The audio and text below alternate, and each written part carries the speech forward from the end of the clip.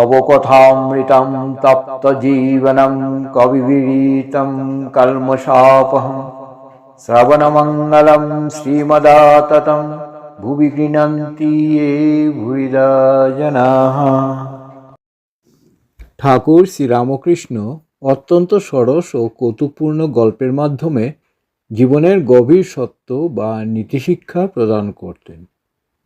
তেমনি একটি ছোট গল্প হল ব্রাহ্মণ ও ইন্দ্রের গল্প। এক ব্রাহ্মণ অনেক পরিশ্রমে একটি চমৎকার বাগান তৈরি করেছিলেন, কিন্তু একদিন একটি গরু সেই বাগানে ঢুকে গাছপালা খেতে শুরু করে। ক্রোধে অন্ধ হয়ে ব্রাহ্মণ লাঠি দিয়ে আঘাত করতেই গরুটি মারা গেল। গোহত্যার মহাপাপ, কিন্তু চতুর ব্রাহ্মণ সেই পাপ থেকে বাঁচতে বেদান্তের দোহাই দিলেন।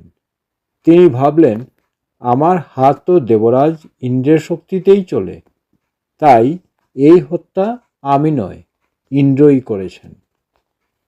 কিছুক্ষণ পর ইন্দ্র ছদ্মবেশে সেখানে এলেন এবং বাগানের খুব প্রশংসা করতে লাগলেন।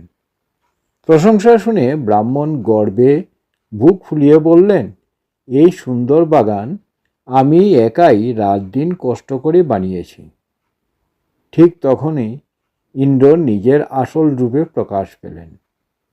ইন্দ্র বললেন, ভালো কাজের কৃতিত্ব সব তোমার, আর গোহত্যার বেলা দোষ আমার। এই বলে তিনি গোহত্যার সমস্ত পাপ ব্রাহ্মণের উপর অর্পণ করলেন।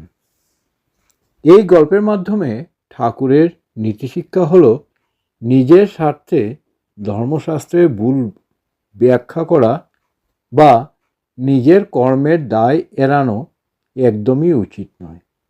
ভণ্ডামির পরিণাম সবসময়ই ভয়াবহ হয়। শ্রীরামকৃষ্ণার্পণমস্তু।